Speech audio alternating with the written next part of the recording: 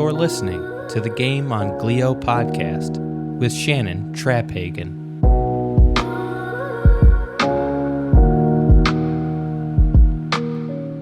Welcome to Game On Glio, the podcast providing hope, inspiration, education, and real conversations around the difficult journeys of being diagnosed with brain cancer, including glioblastoma. I'm your host, Shannon Traphagen. Follow us on Facebook and Instagram at Game On Glio Podcast, or visit our website, the Game On Glio Podcast, for insights and guest snapshots. If you enjoy our show, please consider writing a review. Also share us with a friend. This podcast is in partnership with Brains for the Cure. Learn more at brainsforthecure.org. I found a card recently that I gave my husband shortly after he was diagnosed. The author of the saying is unknown, but when I saw it, it struck me, and so I brought it home and gave it to him. What it said on the front basically said it all, and there was nothing left to say except tell him that I love him and that I believed in it.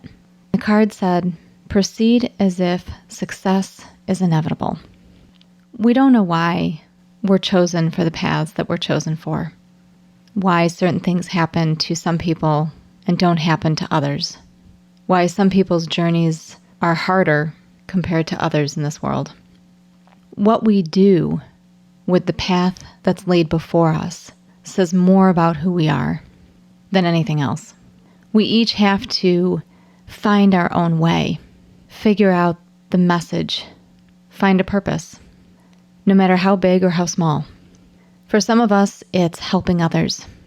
It's trying to find a way to reach out and let others know that they're not alone, that we're all in this together, and that even though my story may have changed or may not have turned out the way I wanted, that their story is still unfolding.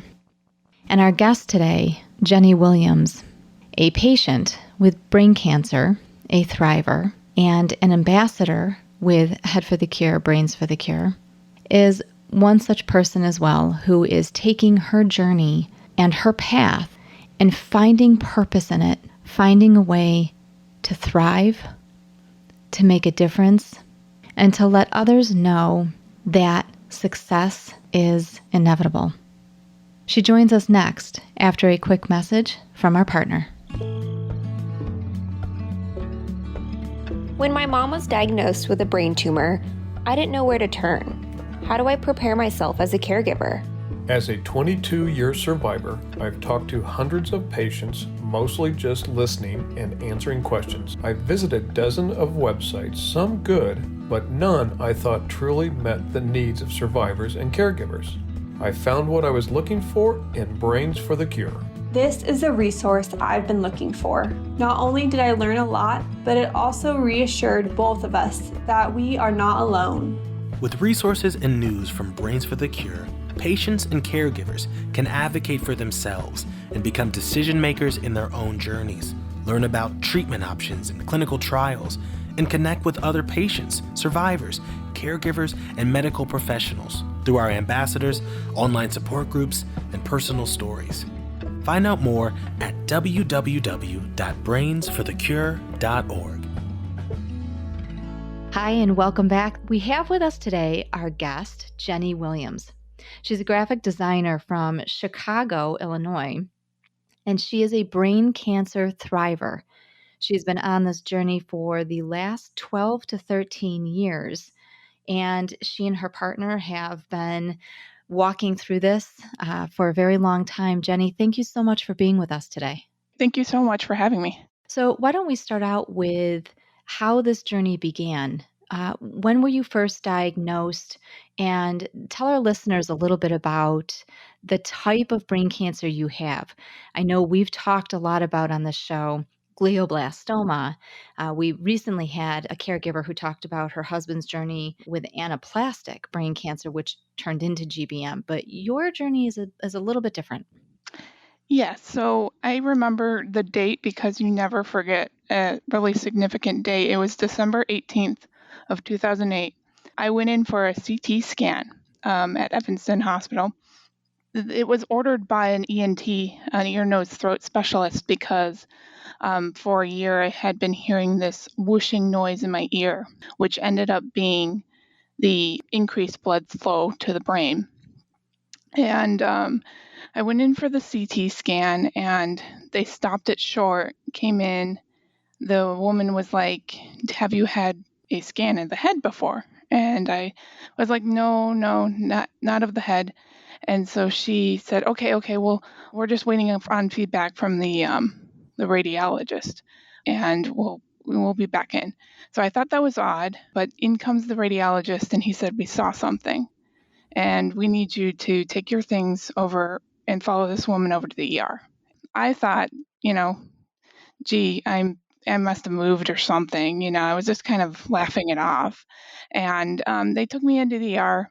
They did an MRI, and they said that they found a mass in about the size of a small orange in my brain. Mm-hmm. I was alone at the time, and the nurse said, "I think you should call your mom." So I said, okay. I mean, I really don't want to call her unless it's something serious, Right. But I called her, I left a message. I was sitting there in the ER waiting for the results from my MRI. Multiple doctors came in, and they were doing neurological tests, walk in a straight line, touch my finger, and then back and touch your nose, that kind of stuff. And they were perplexed. It didn't really hit me until they were pointing to my head, and they were saying, okay, so the mass is over here. They were talking about brain surgery.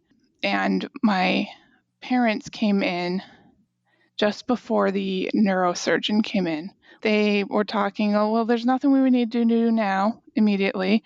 So just go home and we'll schedule a surgery. We ended up scheduling the surgery for January 2nd, the day after New Year's. And this was in 2009. Yes, the holidays that year were pretty strained, knowing I was going to be going into brain surgery. So I went in the morning of January 2nd with my mother, Mm-hmm. and my family was waiting in the waiting room. It was a very surreal experience because after surgery, it was over in like a blip, because when you're knocked out, it's just over really quickly. Mm-hmm. And I remember being in the post-op area and just saying, "Woohoo, Happy New Year, everyone." And this, my way of dealing with this disease has always been humor. So when they were carting me out from the post-op area to ICU, Mm-hmm. I was just talking to all of the healthcare staff about how amazing my mother was. Just, how she's dealt with a lot, and she's just been my biggest rock. And so I actually didn't I didn't feel anything prior to the surgery. I was neurologically stable, which is why the surgeon was a little nervous to go in. He said something like, once we go in there, it's like stirring up the pot. Yeah, you're poking around things and causing problems where there are none, technically. Right. So after the surgery, I felt like I had been like uploaded into another body. It was really, really weird. Interesting. Because of where the tumor is located. It was in my right parietal lobe. So my spatial awareness on my left side was just different. And I kind of felt the air particles, and it's crazy what the brain does that we're not aware of. And once you have a deficiency there, then you're very aware of it. Right. Now, how old were you when you had the surgery? It was just before my 26th birthday. So you were only just shy of 26 years old when this journey started for you. Yes. Wow, that is young. Mm-hmm. And the thing is, when they initially took me in and I went through surgery and everything, I didn't think I had cancer. They only described it as a mass, a tumor, So I didn't know what it was. They were even talking about we don't necessarily have to do surgery. We can just watch it if you want. And I'm like, no, let's get the sucker out, I Wow. So you were actually really adamant about it, where they were kind of like, we don't know exactly what this is. They didn't think or wasn't really sure if it was cancer. So they were willing to kind of sit on it. I'm glad you said no. Yeah, I mean, and this was with regards to because they didn't know what it was, and I didn't have any seizures or headaches or anything like that. None of the typical symptoms. Yeah. Right. It was just the whooshing noise in my ear. It almost like sounded like an echo, like a heartbeat. Hmm. And it would only hear it when it was like quiet, and it would go away when I press on my jugular vein. Interesting. Later on, I discovered that tumors do draw in a lot of blood. So there was probably increased blood flow to my brain. Hmm. The tumor itself was about the size of a tangerine. And when they discovered it, and my midline of the brain had shifted over. So it was really crazy. It was like my brain was making room for it. And they said that because it seemed to be slow growing, that's probably why I didn't feel any effects of it. And my body was just adjusting and making room for it. Did they say what type of brain cancer this is? They told me it was a grade 2 oligodendroglioma, which at the time I couldn't even pronounce it. Yeah, I would still have trouble pronouncing that one. Yeah, at the time I called it an oligo what. But my mom, she had worked in the medical field for a while, so she was just, talking shop with the doctors, and Hmm. she was basically my advocate for me. And one of the follow-up appointments post-surgery, I was going to go see the neuro-oncologist. We were just getting off the elevator, and there's a sign, it says Cancer Center and all that stuff. And I look at it and I say, it's really interesting I'm seeing a doctor in a cancer center when I don't have cancer. Oh, I said that to my mom, and she looked at me and said, but you do have cancer." And I stopped and I looked at her and I just was speechless, because in my mind I was thinking, "Oh, I just had this mass removed and I don't have cancer. I'm too young to have cancer." yep. I just had that moment, and she kind of saw it in me. When we got back home, I was staying with her at the time. Hmm. I just quietly went into my room and just started crying on my bed, thinking, "Oh my God, I'm too young to die," Oh.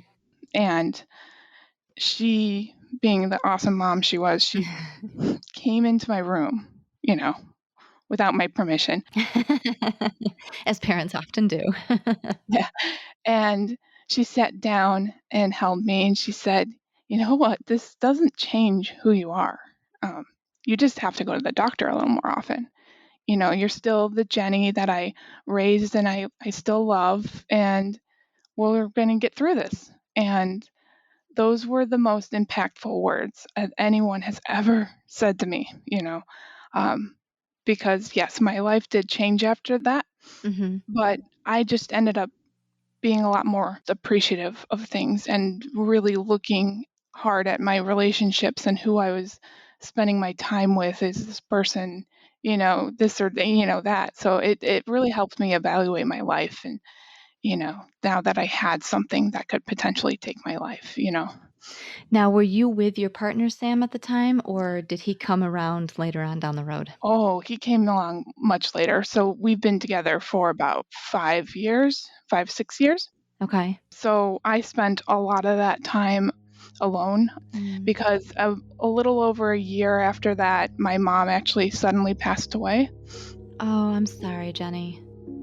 And I was actually there to witness her death. And my father and I were trying to perform CPR on her. And, we were in St. Louis Hmm. because he was going to run the marathon. And that was a really tough thing to go through. So, a year after you were diagnosed, one of your biggest champions and supporters, and the person who was one of your caregivers, Hmm. your mom, she passed away suddenly.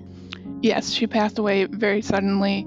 It was very difficult. So how did that impact your progress and your journey? I mean, losing her in the midst of dealing with all of this yourself, how did you carry yourself through that? Well, my first MRI after she left, I went in the neuro-oncologist appointment with one of my aunts, and God bless her, but she was very ill-equipped. She was asking the doctor all sorts of questions, and I said, no. We're already past that point. Yes, I mean, I knew how to talk to the doctor at that point, Right. So I had just had surgery, and they weren't doing anything else because it was a low-grade tumor. They just wanted to gather data on it, gather scans, and see how it was progressing over time Okay. so that they could look at that first post-op scan and compare it over the year. So for the first year after you had surgery, you didn't actually do any treatments? No, I did not. Wow. Okay. After my mom passed, my first MRI, they brought me in. They said, okay, well, it looks like it's growing, so we're going to go ahead and start you on chemo. And I said, no, what? It was just like a brick hitting me. And I said, I just lost my mother, and can I just wait? Yeah. Take a breather. Yeah, I said, if we wait another 3 months, is the tumor going to do anything atrocious? Mhm. Can I just wait another 3 months? And they said, okay, So this was your first time seeing this doctor? yes. And he was an older doctor. His bedside manner wasn't just as good. Mhm. One of the nurses in the clinic who actually knew my mom, Mhm. she witnessed this. And so she had them call me back to come in to see another doctor. Mhm. This other doctor had treated my dad. So my dad actually had an oligoastrocytoma in 1996. So his was a cytoma, yours is a glioma. So they were both oligos, Mhm. but his was considered a mixed oligo. Mhm. And his was a grade 3 when it was found. And he did surgery, and then he did chemo, and he did all of that stuff back in the 90s Mhm. when I was only about 13. Okay. So when my tumor was found, they of course had to do MRIs on the on the rest of my siblings and everyone to make sure that everyone else's heads were clear, not, there weren't any other brain tumors in the family. So here you were a year later meeting with this new oncology team, and one of these doctors had actually treated and worked with your dad. Was your dad was still around at this time, correct? Yes. Okay. So what had happened was this nurse witnessed me refusing treatment and asked the front desk to call me and get me in with this other doctor that had known my mom and my dad. Okay. And I went in to go see her. She walked in the room and she gave me a big hug, and she was very sad because she said, I really loved your mom. She was a really amazing woman, and I'm so sorry to hear of your loss.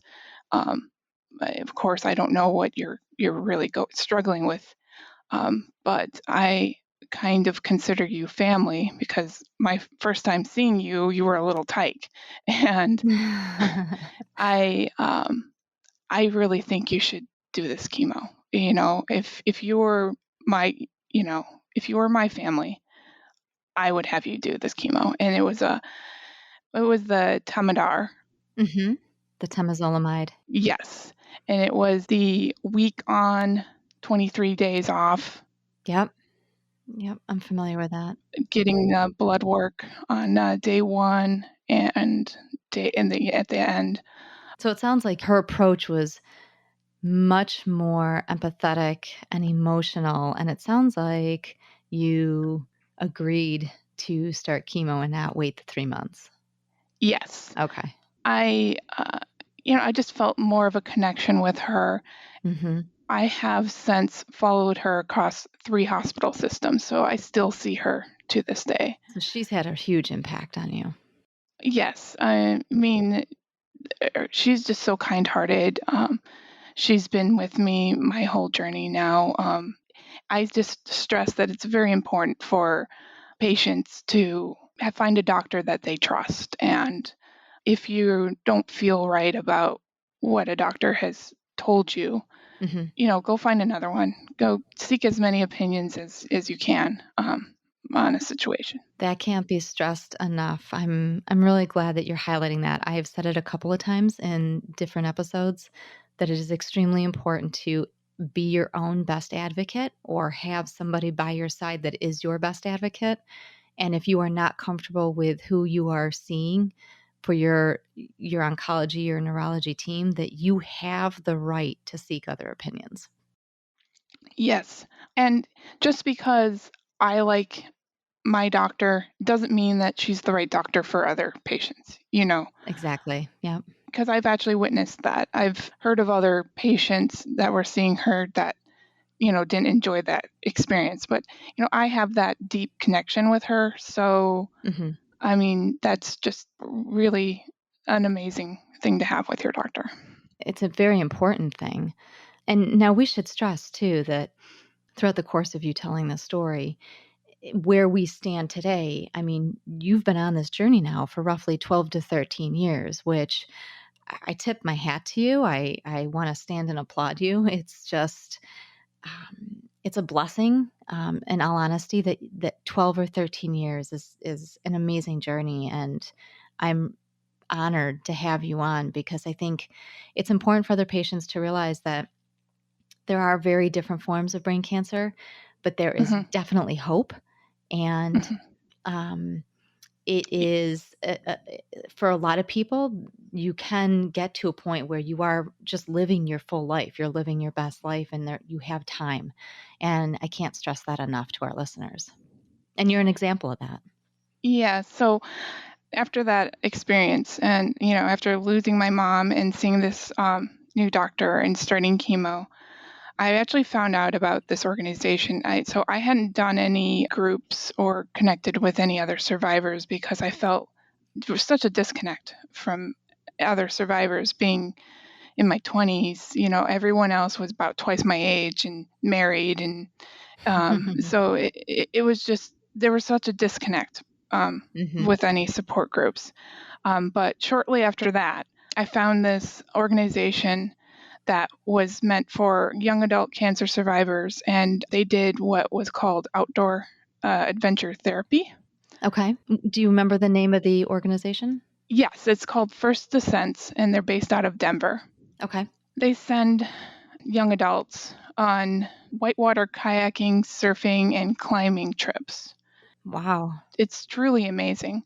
I decided to sign up for a kayaking trip in the Pacific Northwest, about 2 hours east of Portland.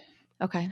And I went on this trip not knowing what to expect and not having kayaked or done anything of the sort. But it was amazing because every night we had a little campfire. Everyone was from different areas of the country and had different types of cancer. I did encounter another brain cancer survivor. He actually had pediatric brain cancer. Oh, wow. But he was there and he was just awesome. And the friendships you form from these trips is amazing because it goes beyond just that week that you're out on the water.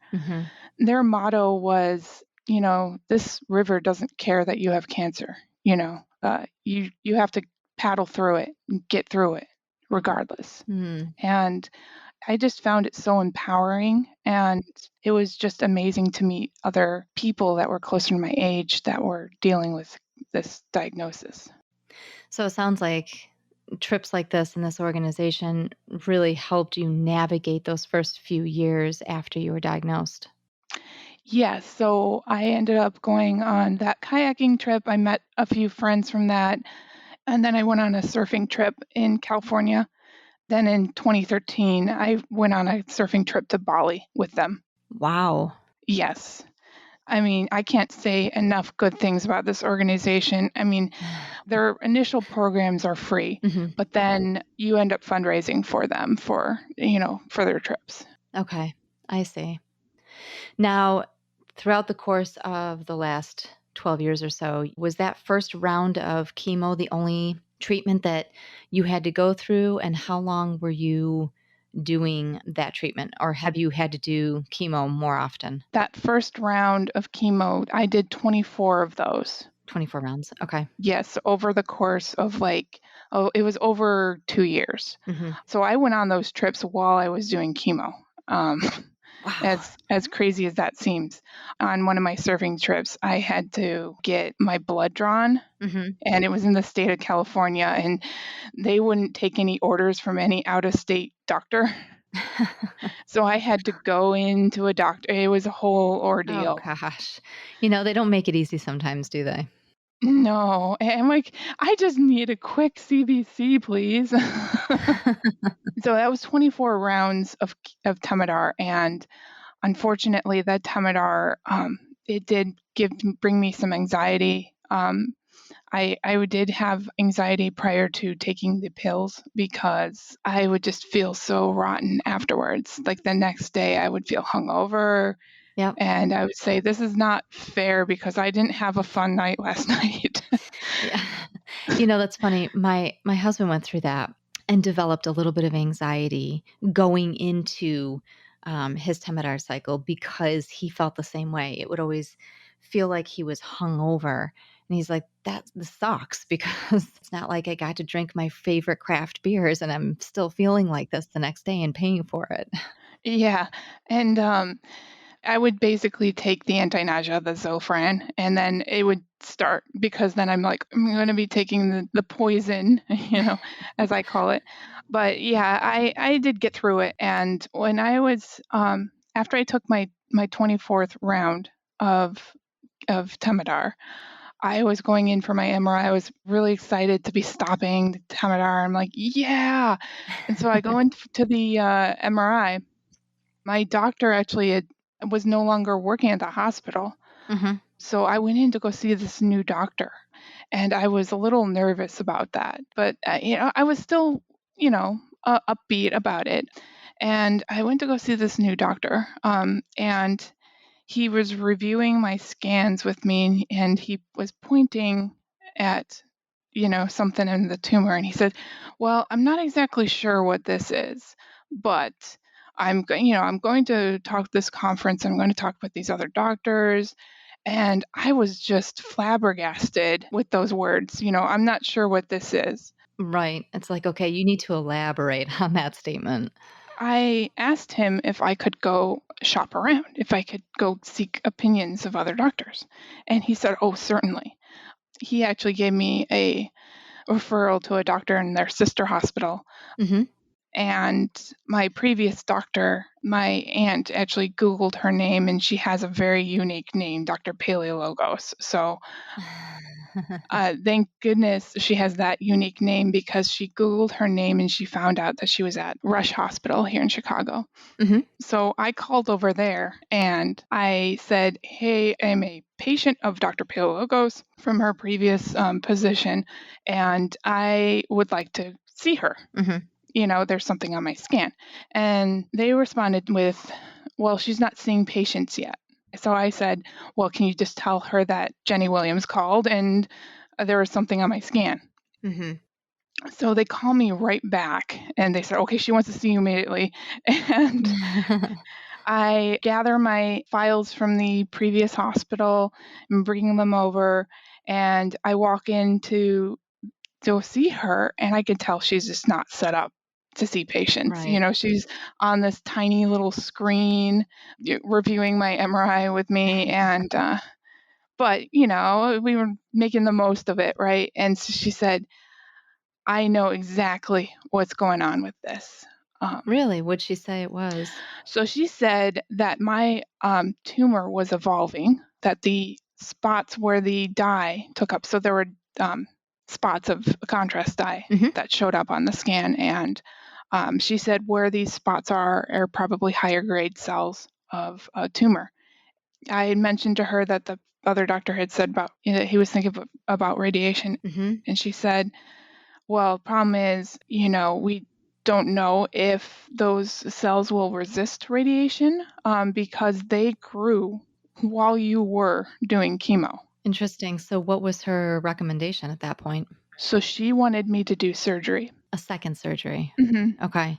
So, you did a second brain surgery. Yes. So in October of 2012, I did another craniotomy, and I was awake for it. I did it with Dr. Byrne. He's one of the top neurosurgeons in the country. Mm-hmm. And she actually said that, he was the reason she transferred to this hospital because she wanted to work with him.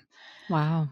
So I went in to go see Dr. Byrne, and yeah, he performed an awake craniotomy, which was so weird. That's got to be nerve-wracking. I think you might be the first one I've spoken to that's gone through that. That's a heavy load. I mean, I remember it. So they actually had, they put me to sleep for opening and closing. Mm-hmm. And they wake me up like during it, and I'm in kind of a twilight state. But I'm still able to hear and see things and do certain exercises. So where the tumor is located is on the parietal lobe. Part of the tumor that they wanted to take out was a little more towards the temporal and the motor cortex. Okay. So they had me doing exercises. So is that why they wanted you awake? Was so that they could have you doing these things so they kind of knew where they needed to navigate? Yes. Interesting. I heard the neurosurgeon directly over my ear, and he would say, okay, can you squeeze this guy's hand, the anesthesiologist? I was under a sheet, and I was just thinking, oh, are we playing a game? Like, oh, peekaboo. And so I was squeezing the guy's hand with my left hand, and I'm sure they were basically judging, say, okay, is this tumor, is she able to do things, or is this live brain? Mm-hmm. And then after that surgery, I actually bounced back much quicker. After my first surgery, I actually had to do a lot of physical therapy and occupational therapy and speech therapy. This one I didn't need to do any therapy for. So interestingly enough, I bounced back. Like I'm like, it just feels like another day. I mean, I was sore afterwards. I had a little bit of swelling. That's great, though. So for this one, I didn't have any family in town besides my aunts. But it was a little nerve-wracking to go through it without my mom. Yeah, to have some of those core supports around you. Sure, yeah. Yeah. Was that the last brain surgery you had, or have you had another one since then? No, so that was the last one I had. After that one, I did 6 weeks of radiation. You did. Dr. Palagos had said, let's do the surgery and let's follow it up with the 6 weeks of Imrt radiation. Okay. What was difficult about going through that was I had no one at the time to take me to my appointments. So you were taking yourself to radiation? Yes, so they didn't want me riding the train or bus or anything like that. So actually with American Cancer Society, they set up some ride program for me to get to and from the hospital for treatments. Wow. It was actually with a cab company. And I always kind of felt lonely because I would walk into the waiting room and there were, other people's families waiting for their loved ones in the radiation machine. I did feel pretty alone at that time. I'm so sorry. It breaks my heart to hear that. If I had known you then, I probably would have flown out and just sat with you. It's a really difficult experience to go through, let alone going through it by yourself you probably were around 29 at that point, so young. But it also shows your strength to have that kind of a load and that much of an ask put on your shoulders, given everything you had already gone through. It tells a lot about your character and your strength, and that's saying something. It's amazing, and I'm really in awe of the path that you've walked. I tell our listeners quite often, and when I write about my journey, I say quite often that usually it's not a singular loss or a singular trauma that we go through. It's usually wrapped around kind of a domino effect. We seem to get kind of front loaded with a lot of different things, and it can be really heavy to handle. But I'm of the mindset that the universe only gives you what you can handle. And for those of us who are standing and are walking through this with our heads high, it shows a lot about our character and our strength. And you are definitely one of those individuals that I'm in awe of. So I'm sorry that you had to go through that, but man, it says a lot about you. Thank you. Thankfully, I've been able to inspire others going through this journey alone. I was trying to date during this time too, Oh which, God, talk about a complication. yes. So, here I am. I'm trying to work and go to treatment. I would go to all my MRIs alone. And there was a certain point in time when I would fit my MRIs into like my lunch break or something. It's just insane to think back to then. And you were trying to juggle dating because dating's not complicated enough on its own as it is, Yes. My motto or my MO was that I would not date when I was currently in active treatment, because my stance on it was this is not something that almost everyone wants to jump in and, go for. I kind of consider myself damaged goods, which you are not but at all. there was those moments where you kind of feel like you are, and Yeah. you're kind of self-doubting, especially after losing my hair from radiation. I had to get a wig to go on dates. And that was not fun because there are ladies who get wigs, because they're going through chemotherapy and they lose their hair from that. But when you're losing your hair because you're throwing radiation at it, your scalp is just screaming for help. It's like having a sunburn on your head. Yeah. So the last thing I wanted to do is put an itchy wig on it. I just waited long enough so that the redness and the irritation was kind of down. It did take a while for hair to start growing back, and my hair hasn't even fully grown back which is why I wear hats all the time. So that was 2012, and then I went to Bali in 2013. So when I was in Bali, I actually had like half of a head of hair, and I was out surfing the waves. I didn't care, I was amongst other cancer survivors, and they were just like, rock on, Jenny, and actually with this program, we didn't actually use our names. The interesting thing is they have you pick a nickname. And my nickname was Pengy because I love penguins so much. Aw. I was known always as the penguin girl, so, oh, there's Pengy, like I actually like the analogy of penguin as being my sort of power animal because penguins endure so much. Like they endure such harsh conditions, and yet they make it through and they thrive through it still. They're one of those small creatures that you don't think will be able to tough out some of the hardest things, and yet they're still standing. I like that. So now where are you currently? Are you in remission right now? Are you in treatment? Where's your journey now? In 2015, I actually did more treatment.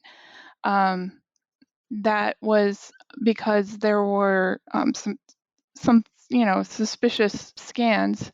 It was just after my birthday in 2015 that I was told I had to do Pcv chemo because since the Temodar didn't seem to be as effective. So let's explain to the listeners. So Pcv chemo is... It's a drug cocktail. So Pcv stands for procarbazine, CCNU, and vincristine. So it's a different form of chemo. Yes, so so Temodar is one drug.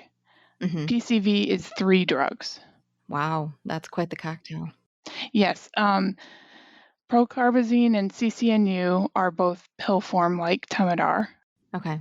And then vincristine is done through IV. So now how did you respond to that treatment? It was a much more complicated schedule, let me tell you. You take CCNU on day 1, and then you take procarbazine, the other pill, for 2 weeks, starting on day 8. Wow. And Okay. then the vincristine was also on day 8. But the vincristine I'm less familiar with now because I did less of it. So each cycle is 6 to 8 weeks. And it's complicated because with the procarbazine, you can't eat certain foods. You can't eat like soy sauce and aged cheeses, things that are high in tyramine, which is a amino acid in certain foods. But you are also now with an amazing partner in Sam, who you've been with, you said, for 5 years. Yes, it was shortly after my birthday, so end of January. Come February, I have this friend that I had met through another friend who was contacting me. He said, "Oh, I really want to take you to your infusion appointments." And yeah, he would go and he would hang out with me because what would happen with the vincristine appointments is I would need to go in and get my blood checked. So they needed to make sure my counts were okay. Mhm. And then they would order the dosage for it. So you would end up waiting for a while. Mhm. And then they get you in the chemo chair, and he would be there with me that whole time. Our first date was on Valentine's Day. Aw. He actually contacted me to take me out. I said, "Oh, I'm free next Saturday," you know. I realized that morning it was Valentine's Day, and I was like, "Oh, okay." He shows up, he gives me a single rose. Aw. We have a really fun day. We do all these Chicago-y things. It was a really fun day. That's amazing. He ended up, giving me a kiss at the end of the night, and I was just like, "Whoa, I don't know if I'm, ready to date." Shortly after that, I had to move apartments, and the morning of my move day, I woke up with my head spinning. I didn't know how I was going to operate a truck, Mhm. let alone stand upright and lift things, Yeah. I had a bunch of friends that were going to come out and help me move. I get a message from Sam that morning, Mhm. and he said, "Oh, hey, all ready for the big day?" I responded with, "I don't know how I'm going to do this." He came down, picked me up, and he drove the truck and basically ran everything. And my friends turned to me and they said, "Who is this guy?" And I'm like, "Well, I guess he's my boyfriend now." So that says quite a lot about him. He's an amazing individual. I would love for first to just let listeners know how you're doing today. Sure. So, I am actually currently finishing up a round of treatment, but I am thankful to say that I took my last round and I am just Yay. going to go back on wait and watch. And I am proud to say that I help support others through their journeys too. I'm an ambassador for Brains for the Cure, Head for the Cure. It's really amazing. I can, meet people and I can help inspire them through their journey, other patients, other thrivers, and it's been an awesome experience. I'm really proud to be doing that to kind of honor my dad and mom who both passed away. Mhm. Just my dad, he ended up passing away after 19 years with his tumor. Mhm. I really hope the same thing that happened to him doesn't happen to me, Right. which what happened to him was the same thing that happened to your husband. The leptomeningeal disease. Yes. And it's extremely rare, as you know, Yes. and I really hope it doesn't happen with me. I don't plan on it. And the best thing that you can do is be proactive. It's all about awareness and having this information. With your dad, most likely, as with my husband, the oncologist, this wasn't on their radar because it does only happen in about 10% or less of cases. So when it's not on the doctor's radar, nobody's really looking for, paying attention to, could this be something that can happen? And it is very rare. So I would say that as long as you're proactive about it and you're aware, that there are things like that out there, you're doing everything that you need to be doing, and you're very aware of the different trials and the treatment options that are out there. You seem to have a really great team of doctors, and your journey is extremely inspiring. I'm so grateful that you have somebody like Sam in your life, and I'm honored to be witness to your strength and your fortitude to persevere through this. Going on 13 years, that is no small feat. So you're doing extremely, extremely well. And I am thrilled to have our listeners be able to hear a story like yours to show them and to be an inspiration to others that there are ways to navigate through this. And there's also ways to live life, find love, and be happy. And so I really appreciate you sharing your story and being with us today. Of course. So we will have information about Jenny's story and some of the things that we talked about in today's episode. Jenny, thank you so much for being with us. I look forward to hearing more about your journey and how you're doing. Okay, sounds great. All right, thank you. The rule of reciprocity. It's simple. Reciprocation assures that whether the fruit of our actions are sweet or bitter, selfish or pure, we reap what we sow. This thinking boils down to this. We receive what we give, and we give what we receive. The rule of reciprocity. The author Robert Cialdini simplifies many different rules that teach us and educate us on the ways in which society says yes to things, the behaviors of individuals for why they act or do the things that they do, whether in business, community, social settings, fundraising. Robert Cialdini was somebody my husband looked up to. He had all of his books. He highlighted many phrases. He wrote notes in the margins because he was always looking for a way to be a better leader, to communicate better, to be a better human being.